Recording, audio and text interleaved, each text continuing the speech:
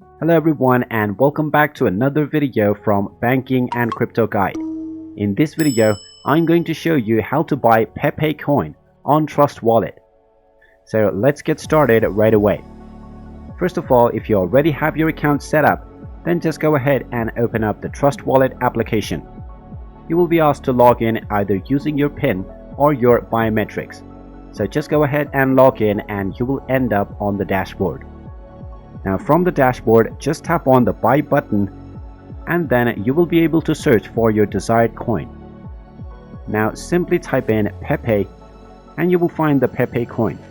Just go ahead and tap on it and you will be taken to the buy screen. Now from the buy screen, you can simply select your currency from the top right corner and type in how much you want to spend. You will then be shown how much Pepe coin you will receive.